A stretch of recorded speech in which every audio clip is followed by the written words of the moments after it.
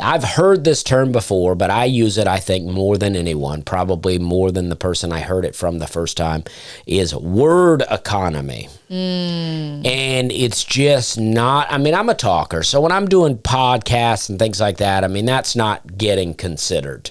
I'm just talking. But with stand-up, I do focus on it heavily. It's the idea that every word matters. Don't use wasted words. Get to the point as fast as you can. I try to have laughs in my setups to jokes. And then obviously I try to have the punchline be a laugh. And then the lines thereafter, I try to tag the joke with more laughs. And it's like, I try to not have wasted words. And I think that is what I would talk about. I mean, depending on what you're writing, you know, if you're writing a song, if you're writing a poem, if you're writing a joke, or even telling a story, don't waste a lot of time. Don't meander around. If the story took place on a Wednesday and you accidentally say Tuesday, unless that has some bearing, some like that day matters, then don't correct it. It doesn't matter. If you're like, we were driving to school on a Tuesday, and then you go, oh, wait, no, it was a Wednesday. Oh, was it? Maybe it was Thursday. It doesn't matter. Just say Tuesday. That's a great impression of me. That's spot on. But you know what I mean, though? It's like we get hung up in these details. I was sitting down. I was having a cherry pie, and then you're like, no, I'm pretty sure it was apple pie.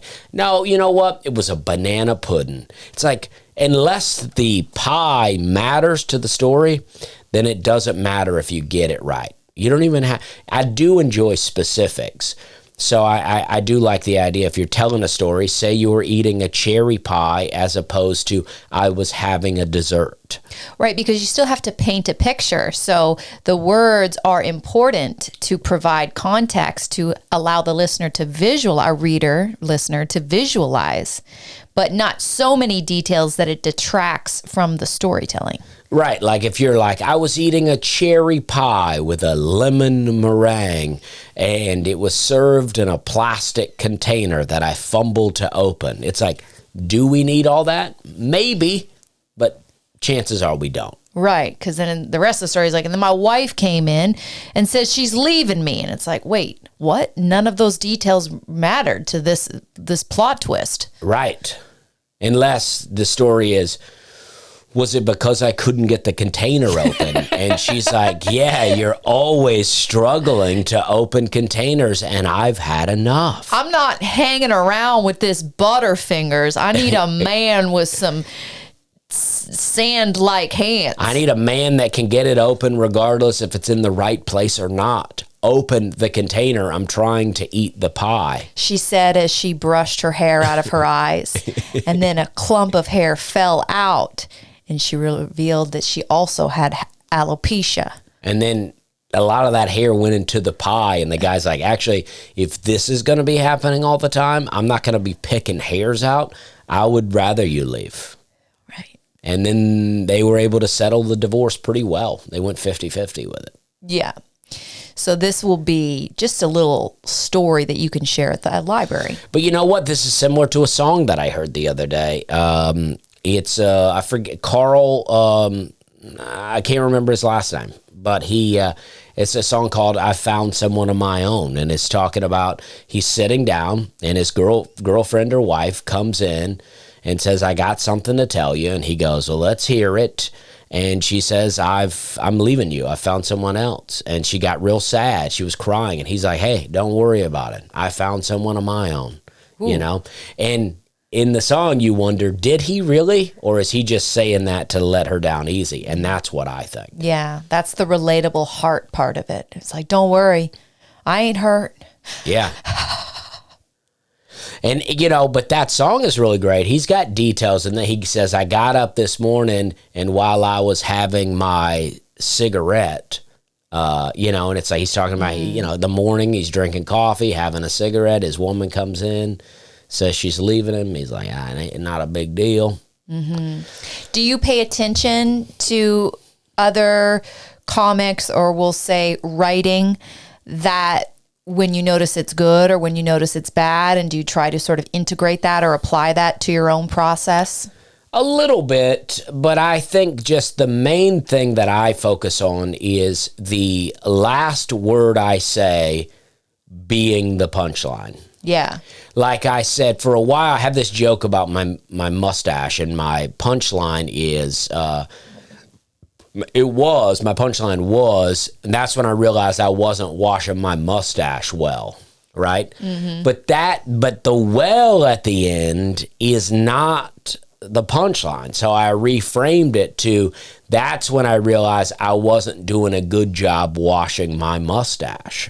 Hit. And that's where you want it to hit. So it's like, it's important to end on the punchline. Yeah. You don't want to give them the joke and then still have extra words. Have you ever read Stephen King's On Writing?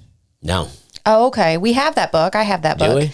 Yeah, it's a great book, just about what it means to write well. Okay. And, it's written by Stephen King, right. Arguably, the best, or at least I think he is the best writer, because you can say he's not the best writer, but he writes books that are enticing and engaging that many people read, which means he is readable. A lot of times I'll read something and I'll be like, I know they're trying to be a good writer, but they're using too many 50-cent words. They're getting too fancy with their sentences, where they're trying to tell you, I'm smart, I'm insightful, I got all this going on. But really, if you can just write simply so that the reader wants to go to the next sentence, the next sentence, the next sentence, that's good writing. Yeah, and I think that with comedy too, it's like, don't try to be too high-minded with it, it's like, I never like to call my jokes smart, but what I try to do is have intelligent jokes, but in a way that's very simple. So we're not, you know what I mean? It's like, everybody can get it. We're all in on the joke. We're all laughing together, but I am still able to talk about, I am able to frame the joke in an intelligent way. Right. If that makes sense. I'm not trying to spoon feed it, but I'm also like not trying to, keep the spoon away from you. Yeah, simplicity is king. You have to speak to people in a way they understand. And you've told me this before. You should write the same way that you talk. You should sound, when you're writing, as if you're talking. Yeah. So if you're using all these crazy words in your writing, but you don't actually talk like that, you got no business using those words, because there's no way it's going to sound natural, relatable, or understandable.